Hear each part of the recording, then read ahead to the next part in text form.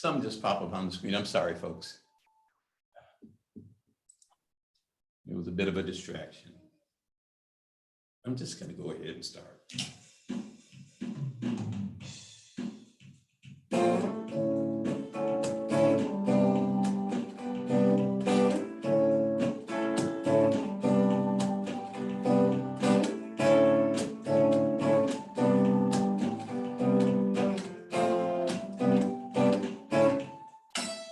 Good morning.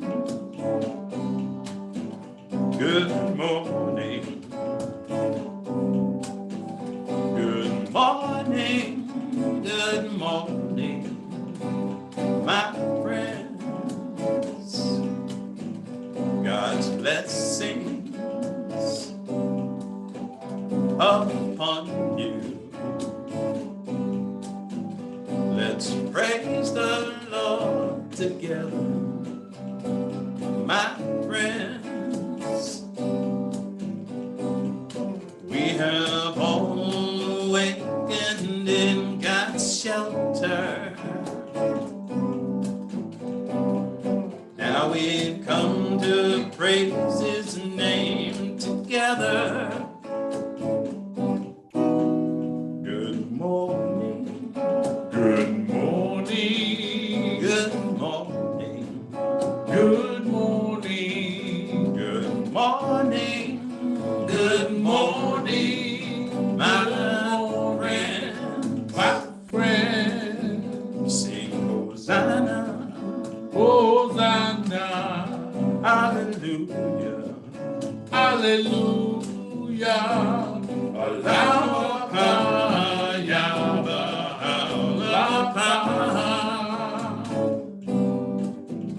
In the sanctuary of our Lord's protection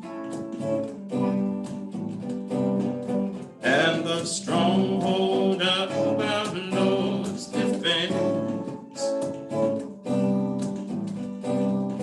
with His love our spirits are illumined as we glorify His name. Our hearts are blessed. Good morning. Good morning. Good morning. Good morning. Good morning. Good morning. Good morning, my friend. Good morning. Good morning. Good morning.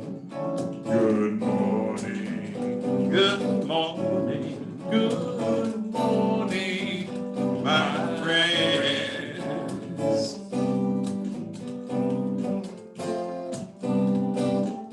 Good morning. Good morning.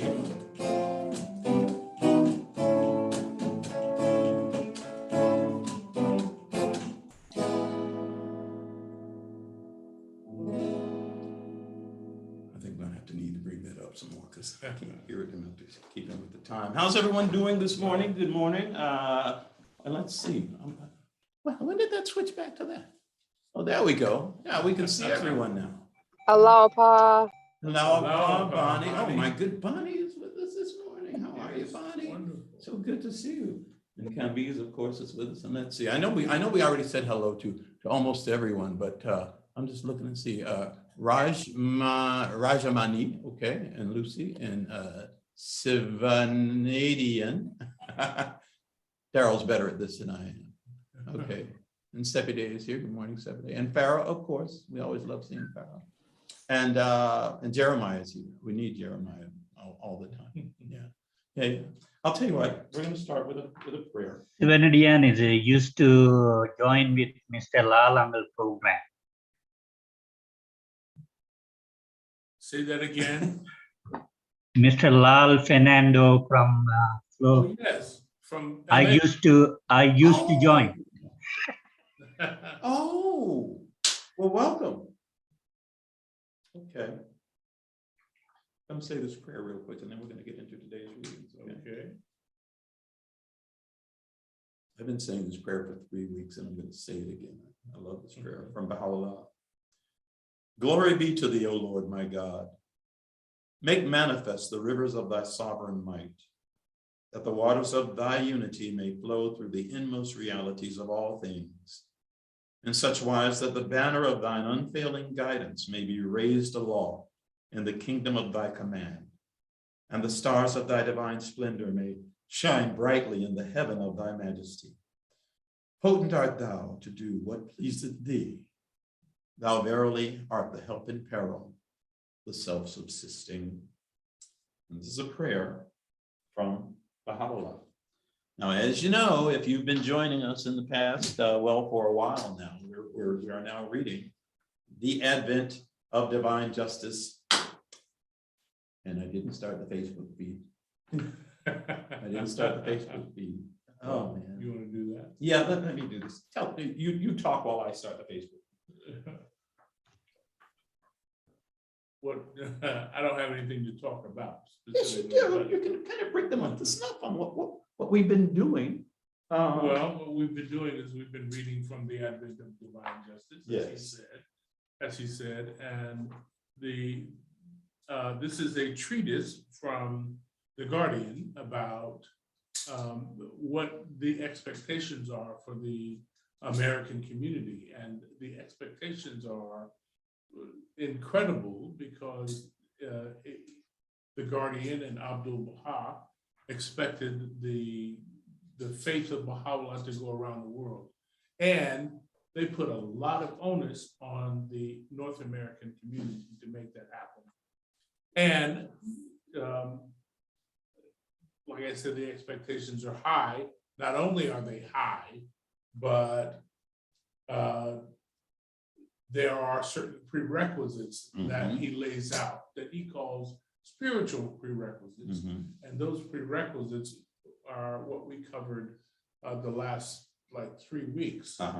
And those prerequisites all come from the Baha'i writings, from Abdul Baha and Baha'u'llah. Yeah, we spent a lot of time these past few pages, the last couple of weeks, the main thing that we talked about was, the importance of a chaste and holy life as far as in our own lives and even in the leaders that we choose for guidance. And I brought that up and guess what? I still didn't hit go live. Man, it's something going, folks. Hang on. Oh, man. So my book is marked with subtitles in the book. Tony's version of this is not. But this section, the next section that we're going into, is called The Most Challenging Issue. The most challenging. The most challenging issue. And I love to put this in context again. This was written in 1938, published in 1939, right? But written in 1938. And yet, we can talk about, again, what we've read about in the past about a chaste and holy life. And of course, those are eternal spiritual standards that we're all supposed to be. We are believers that we're supposed to be following.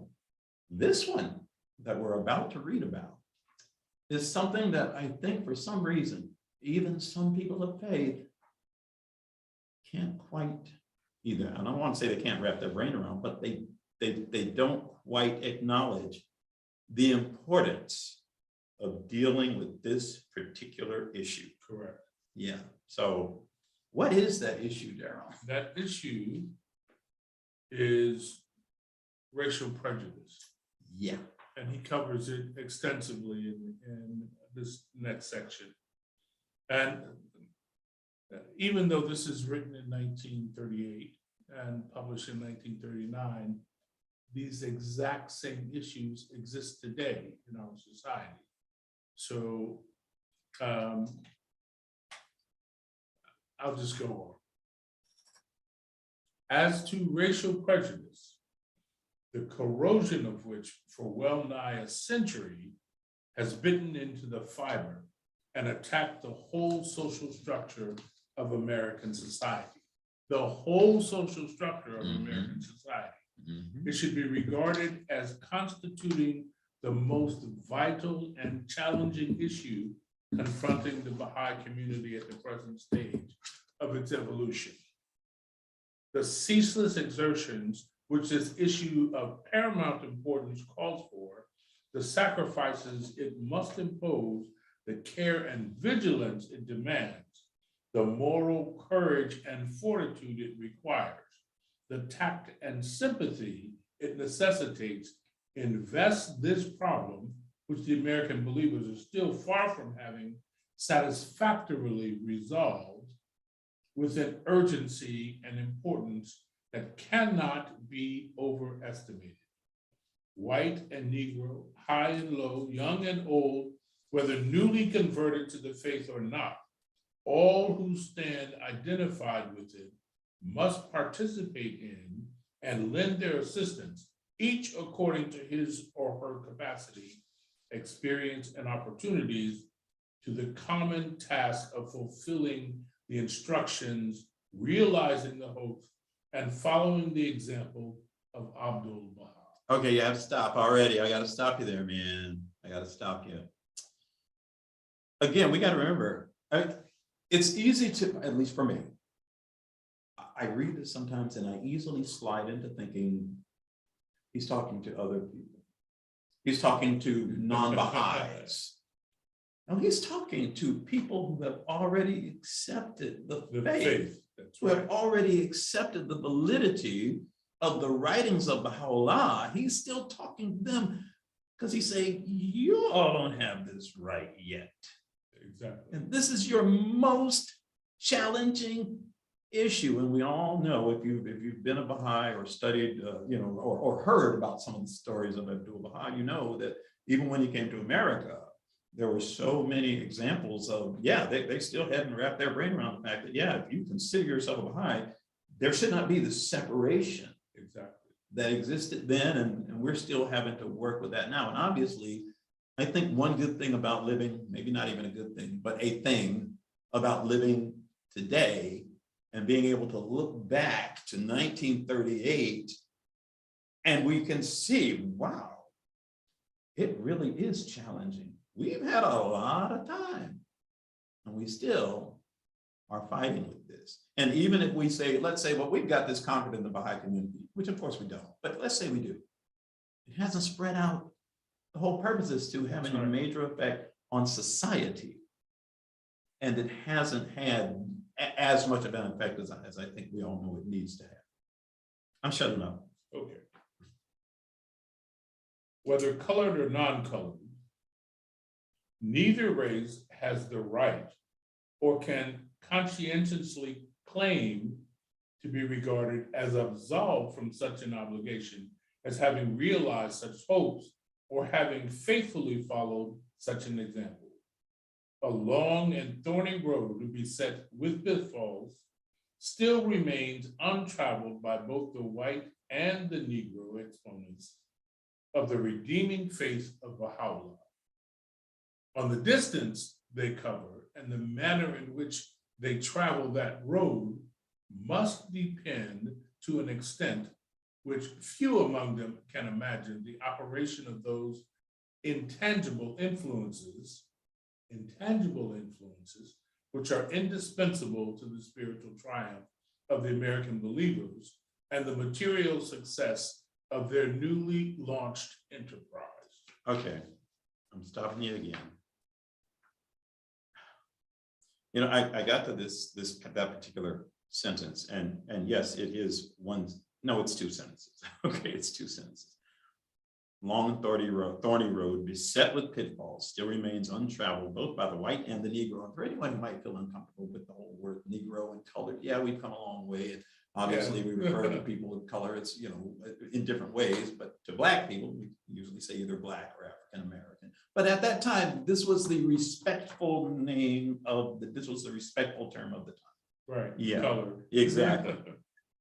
But it says, this is one of those times when I want to kind of turn the sentence around and kind of take Shoghi Effendi's eloquence out of it. The operation of those intangible influences, you can't see it, you can't touch it, and yet it's there. And yet it's there. The operation of those intangible influences, which are indispensable. You cannot do without these things. They're indispensable. indispensable to the spiritual triumph of the American believers, and not just the spiritual triumph, but the material success of their newly launched enterprise. And what is the newly launched enterprise? It's the New World Order. Yeah.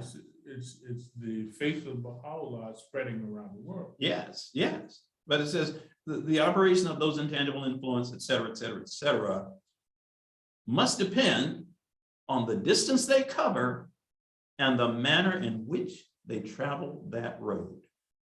I mean, you know, how much distance we cover and so forth, and how we go about doing this.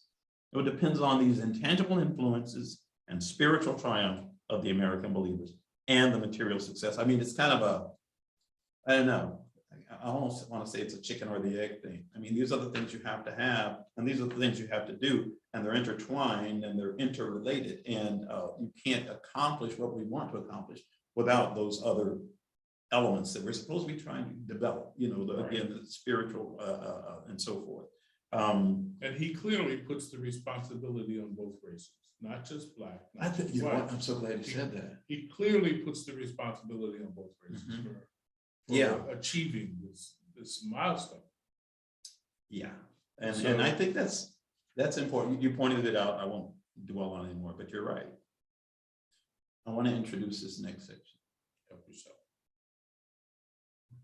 In this next section, Shoghi Effendi gives a beautiful description of Abdu'l-Baha. He's telling us we have to follow the example of Abdu'l-Baha.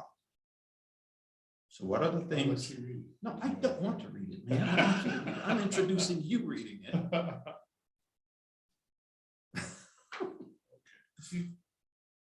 Let them call to mind fearlessly and determinedly the example and conduct of Abdu'l-Baha while in their midst. This is when Abdu'l-Baha came to America.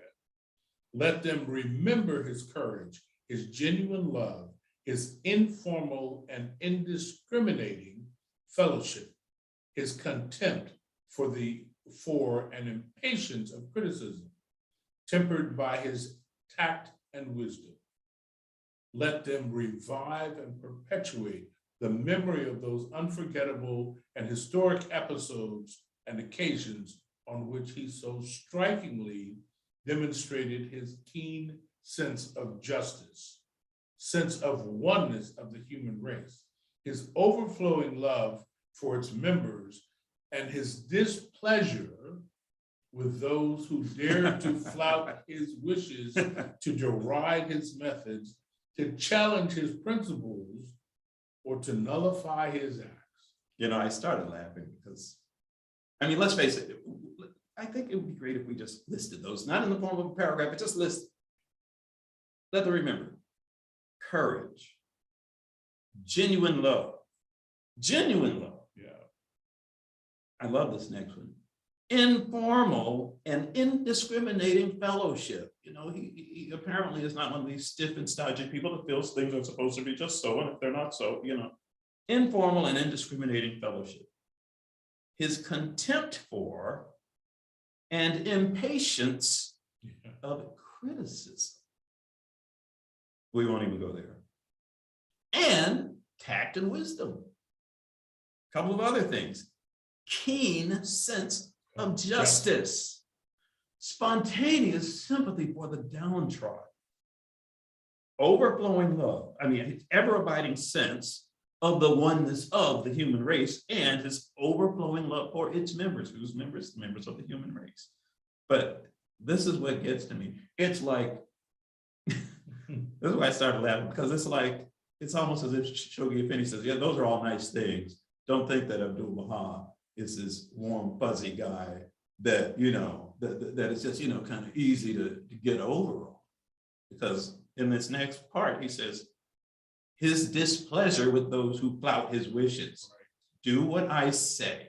His displeasure with those who flout his wishes, who flout his wishes, to deride his methods, to challenge his principles, or to nullify his acts.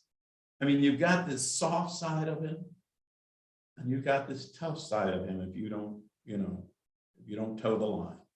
I just think that's a wonderful balance that he puts in there. Absolutely. Yeah. Go ahead.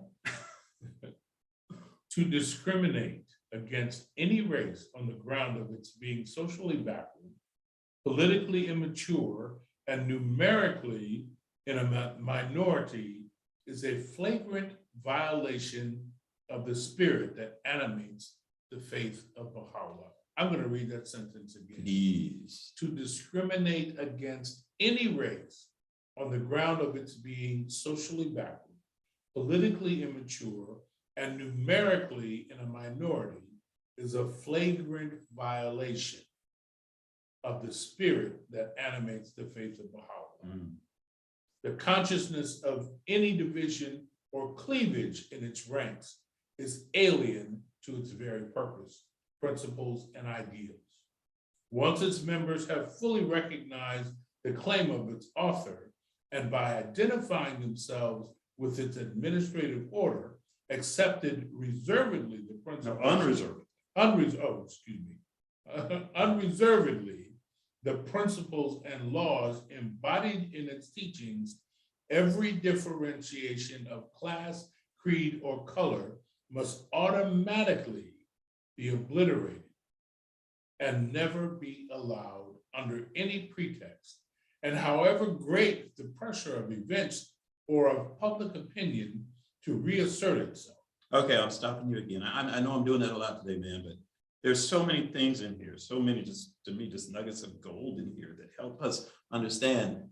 You call yourself a Baha'i, or even just a friend of man, or just, you know, you claim you love humanity. These are the things you're supposed to be doing. But let's say if you call yourself a Baha'i, because this is to the American Baha'is. I said Shoghi, we're on a first name basis. No, but Shoghi Effendi points out three things. He says, once its members have fully recognized the claim of its author, the author of this revelation, and who is that? That's Baha'u'llah. Exactly. That's right. Once its members have fully recognized the claim of its author, and by identifying themselves with its administrative order, the administrative order is, and the top of the administrative order is Universal House of Justice. Once you say, okay, I accept this revelation, I accept Baha'u'llah, those are the three things. Fully recognize the claim of its author, identify themselves with its administrative order, and accept without reservation, unreservedly, the principles and laws embodied in its teachings, in the teachings of Baha'u'llah, and further on, as a result of the guidance from the Universal House of Justice. Every differentiation of class, creed, or color must automatically be obliterated. If you're all doing these things, then all these little cliques, you're going to be getting rid of those. Okay. Once its members have fully I've gone beyond that. If any discrimination. If any discrimination is at all to be tolerated, it should be a discrimination not against, but rather in favor of the minority. If any discrimination is at all to be tolerated, it should be a discrimination not against, but rather in favor of the minority, be it racial or otherwise. Unlike the nations and peoples of the earth, be they of the East or of the West, democratic or authoritarian, communist or capitalist, whether belonging to the old world or the new, who either ignore, trample upon, or extirpate the racial, religious, or political minorities within the sphere of their jurisdiction, every organized community enlisted under the banner of Baha'u'llah should feel it to be its first and inescapable obligation to nurture, encourage, and safeguard every minority belonging to any faith, race, class, or nation within it. So great and vital is this principle that in such circumstances, as when an equal number of ballots has been cast in an election, or whether qualifications for any office are balanced as between the various races, faiths, or nationalities within the community, priority should be unhesitatingly be accorded the party representing the minority. And this for no other reason except to stimulate and encourage it and afford it an opportunity to further the interests of the community. That's a lot. That's a lot. I mean, and it flies in the face of so much that so many people look at as even fair. You know, there are some people say, wait a minute. You mean to tell me that because I'm not a member of the minority group, whatever that group is, if things come out even in some kind of election, then the minority member automatically gets the position or whatever based solely on the fact that they're part of a minority group? Yeah, but there's the reason for that is to, and it says here, to stimulate and encourage it Exactly. and afford it an opportunity to further the interests of the community, to further the interests of the community. Now that goes against the standard social order. Yes, it does. That goes against the standard social order. And it gives a nod to minorities. And again, this is one of those things that, you know, we talk about, you know, the difficulty of, let's just say, you know, leading a chaste and holy life. In this society, well, that's why Shoghi Effendi is pointing out, because it is a major, major challenge. And yet, it is no less important that we do it. I mean, I know that's too much to read again. I'm not going to. Yeah. But to me, this should be on a flyer, handed out, and just to get people to see. I guess one of the things that I often think of as I'm reading these things and as we're reading them here is, once again, I keep going back to, okay, this was written almost 100 years ago. That's right. Almost 100 years ago, and was based on writings, holy writings, that were revealed even further than that. That's right. And this is so clear that this is something that you can't pretend you don't understand. I mean, even with this lofty language and, you know, the way that Shoghi Effendi writes, this is crystal clear. It's all clear. It's, you know, it's kind of, you have to take time to really get rid of any distractions and read what it's saying. But it's very, very clear. You know, and I think there's also an organic nature to it, in that, let's face it, minority groups don't always remain minority groups. True. So this standard, if you go to another place and a group that is a majority in one place but a minority in another, you have to acquiesce to them as far as minority. That's right. exactly. He doesn't specify. That's And he right. points out exactly why, to like you said, except to stimulate it and encourage it and afford it an opportunity to further the interests of the community. This is about creating these vibrant communities that we're talking about, right? That's right. Yeah, I mean, this is a huge point, and I would dare say for some people, maybe even an uncomfortable point. Maybe. You know? Yeah. You want to do a song? Sure. Okay. I hope this drum machine is louder, because I know that at some points I was off beat with the other one.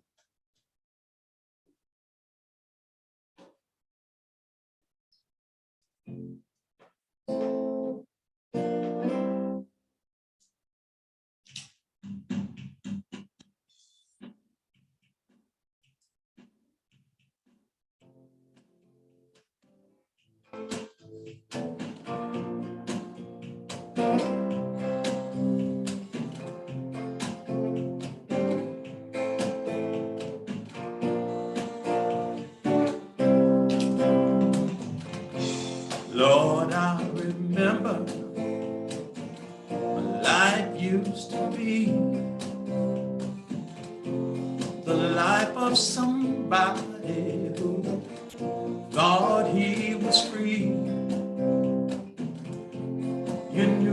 spirit was so empty within.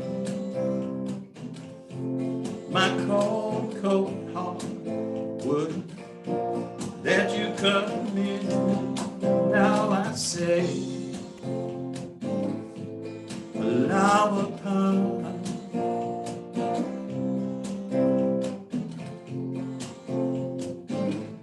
Java the pine. One day I woke up, somehow I knew I needed someone, Lord. I needed you. You sent a messenger who helped me to see my life's no good without you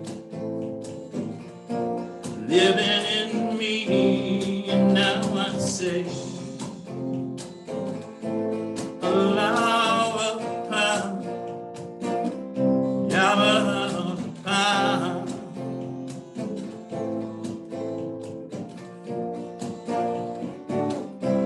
Allow a pound.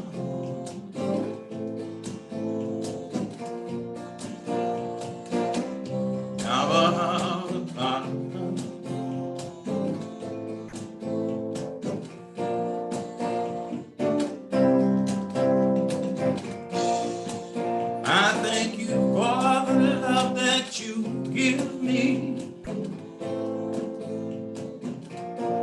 for every blessing in my life. Oh, you're the remover of my every difficulty. In a world where there's so much strife, now I say, allow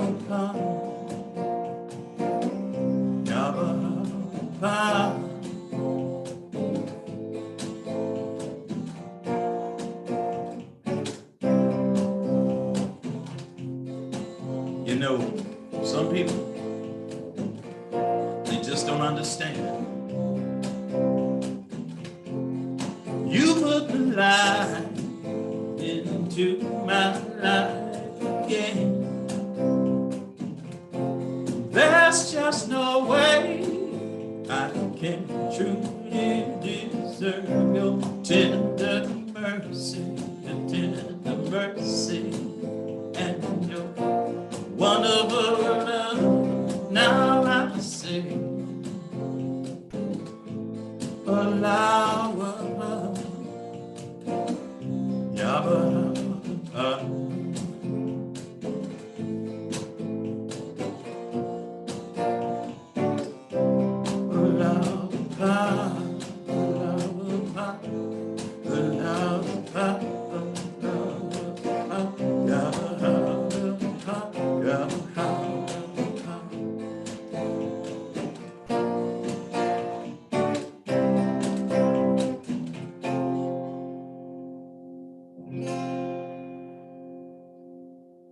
Hey guys, Yay. Daryl, your instrument is totally inaudible. I couldn't hear it at I could all. barely hear it either, Wow. but I wasn't going to stop it in the middle. And I turned it up in the middle of it, so. I think this volume has actually decreased a little bit since we set things. Does it sound like it to you? Okay. I'm going to just turn the whole thing up. That's why I can't hear right now, is I turn everything up so loud. But he looked good though, didn't he? As always. Thank you, Andy. Yeah, there isn't a day when Daryl can't look good. Yes. Oh. That's why they call him. Well, then no, let's just continue. Getting off track. Okay, we've got to finish this paragraph. Okay. In the light of Mhm. this principle. Okay. Oh, you want me to? Yeah. Okay, so we again, this next sentence is a reference to what we were just talking about, is that, okay, this whole idea of if there are members of a minority group in your community and so forth, well then, if any discrimination, let's just read it the way Shoghi Effendi said it, if any discrimination is at all to be tolerated, it should be a discrimination not against, but rather in favor of the minority, be it racial or otherwise. Now to continue. In the light of this principle, and bearing in mind the extreme desirability of having the minority elements participate and share responsibility in the conduct of Baha'i activity, it should be the duty of every Baha'i community so to arrange its affairs that in cases where individuals belonging to the diverse minority elements within it are already qualified and fulfill the necessary requirements, Baha'i representative institutions, be they assemblies, conventions, conferences, or committees, may have represented on them as many of these diverse elements, racial or otherwise, as possible. So in other words, he's talking about, this is for the whole purpose of diversity. Exactly. For the whole purpose of diversity. The adoption of such a course and a faithful adherence to it would not only be a source of inspiration and encouragement to those elements that are numerically small and inadequately represented, but would demonstrate to the world at large the universality and representative character of the faith of Baha'u'llah. Oh my Lord. But would demonstrate to the world at large the universality.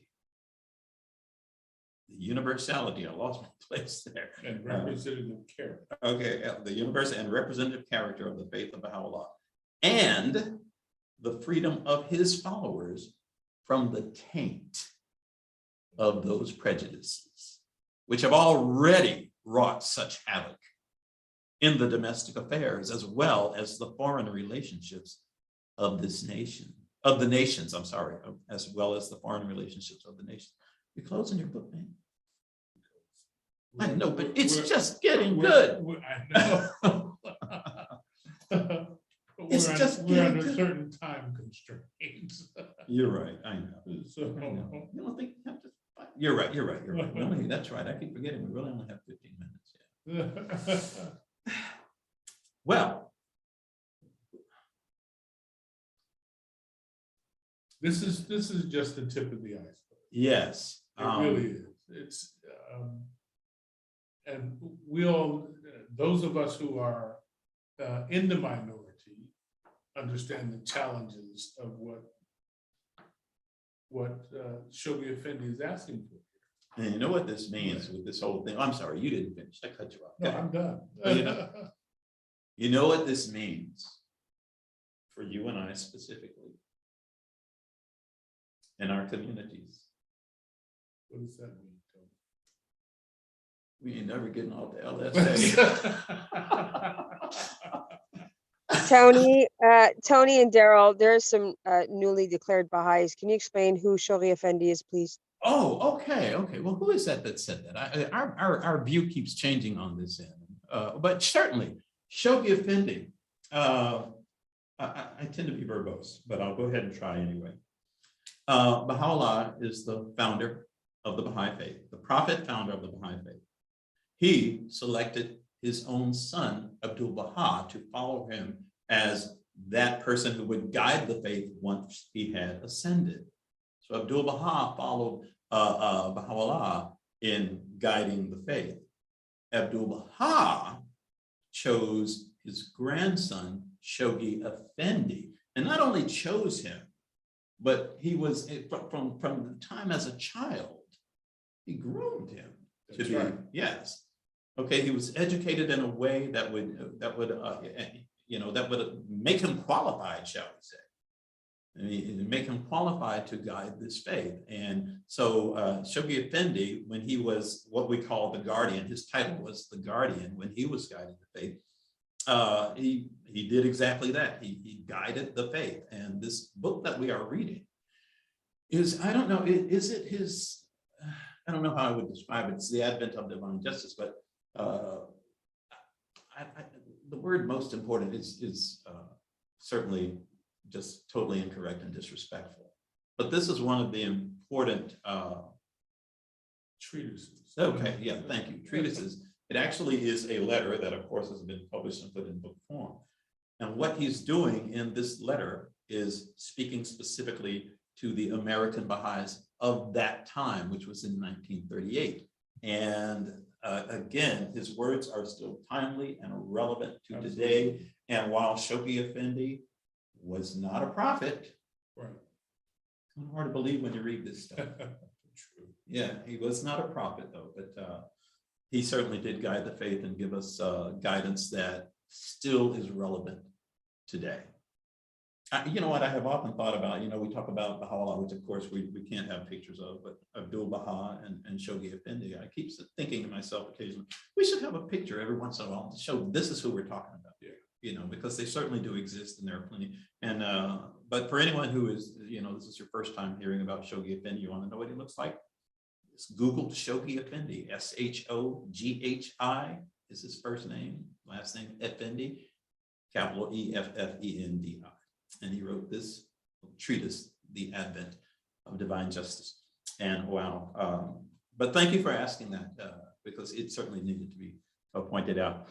And at this time, we are going to go ahead and move on to prayers from the community. And as always, we always like to start out with our Camby's moment. Camby's, you have something to share with us today? Sure, I have the hidden words of Baha'u'llah. Thank you so much, Camby's. And Andy, go ahead and get ready, because you're next.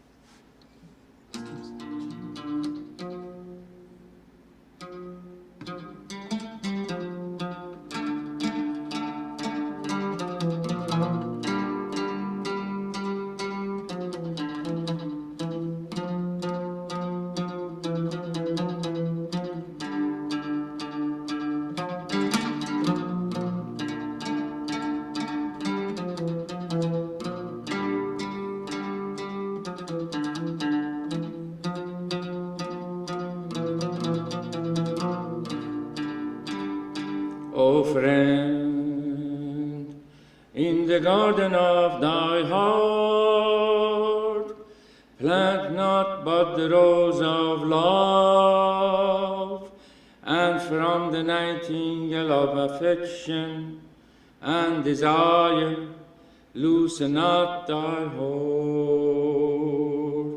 Treasure the companionship of righteous, and eschew all fellowship with the ungodly.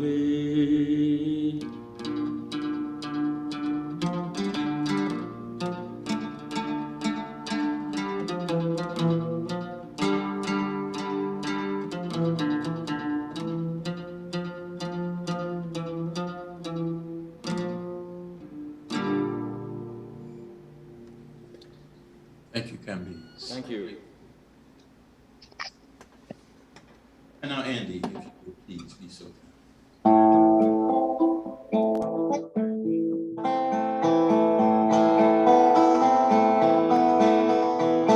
Soon will all that dwell on earth be enlisted under these banners. Soon will all that dwell on earth be enlisted under these banners.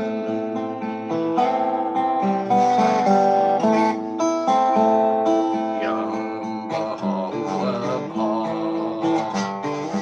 Ya Baha'u'llah,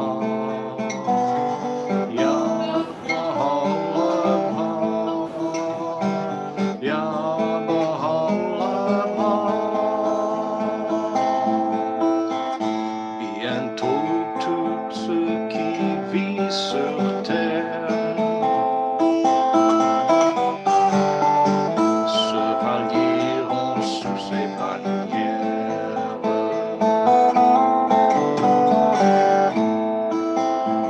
Bientôt tout ce qui vit sur terre se rallieront sous ses bannières.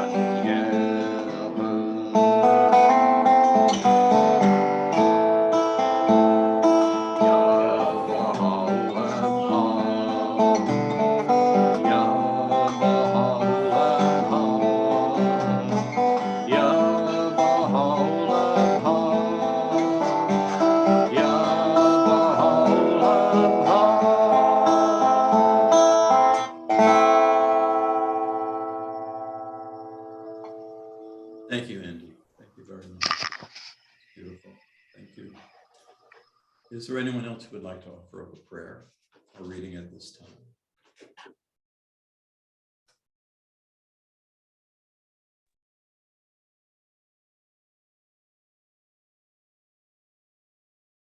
Anyone?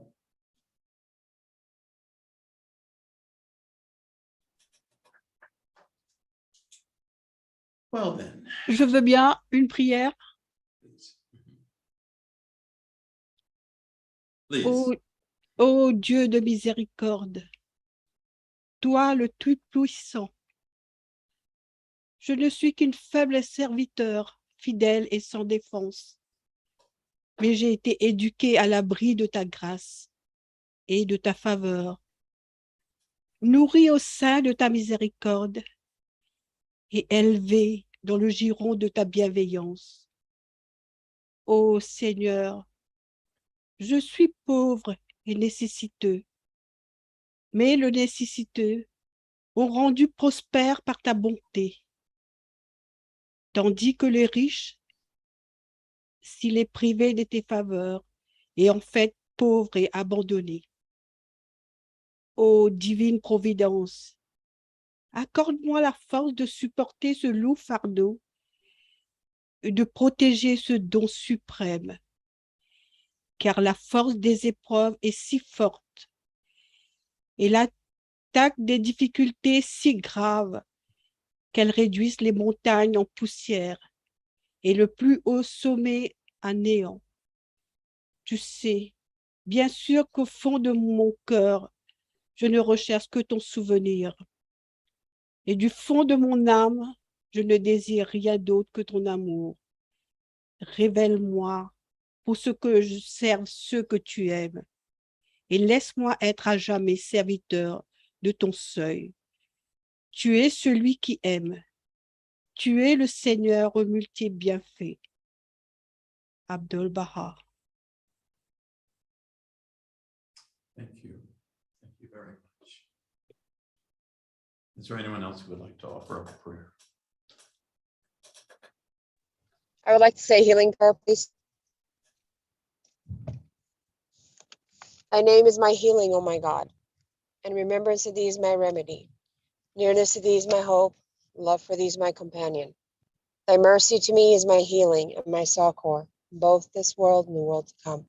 Thou art verily the all-bountiful, the all-knowing, the all-wise. Thank you, Bonnie.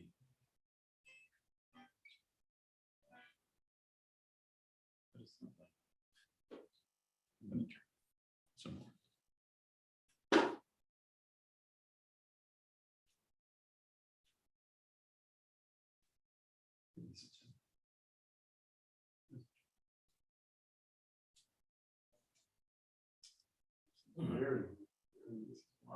Let me try the mouse stroke here. Now try it. There we go. Well, friends, we've only got a couple of minutes here, but we do need to point out that, as always, this is a joint community effort that is coming to you as a result of, again, different people from different communities, but coming to you through, if you are joining us through Zoom, it's through the clearwaterbahais.org website. And if you are someone who would like to know more about Baha'i faith, there are some authoritative websites you can go to, and they are www.baha'i.us, www.baha'i.org, www.baha'i.teachings.org. And if you happen to be in the Tampa Bay area and would like to know more, or the Clearwater area, you can always go to the Clearwater Baha'is website, which is www.clearwaterbaha'is.org. And this is so foggy. I don't know if anyone out there can really see that right now, but you spoke so clearly, I'm assuming they got it. And as always, Daryl, as you always say, what is it that you always say? As I always say, if the one thing that you can do to enrich your life and the life of everyone around you over the next week, month, year, is to share the love. So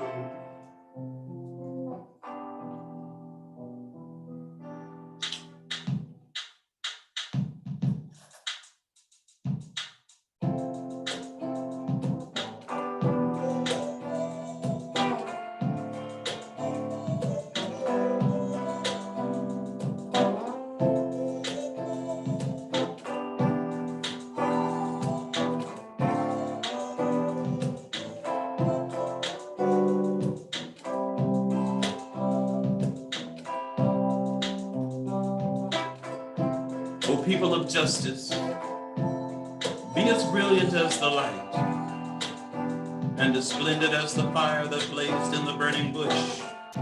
The brightness of the fire of your love will no doubt fuse and unify the contending peoples of the earth, whilst the fierceness of the flame of enmity and hatred cannot but result in strife and ruin. We beseech God that he may shield his creatures from the evil designs of his enemies. He verily hath power over all things. Let your vision be world embracing. Let your vision be world embracing.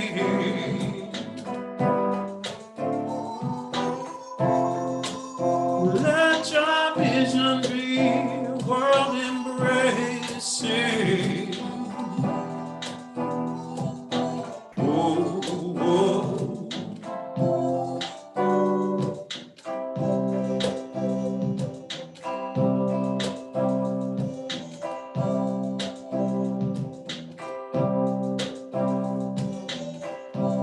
Watch over yourselves, for the evil one is lying in wait, ready to entrap you.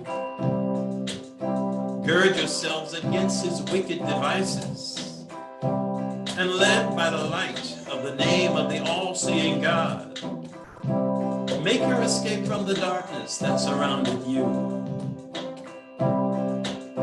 Let your vision be world-embracing, rather than confined to your own self. These are the words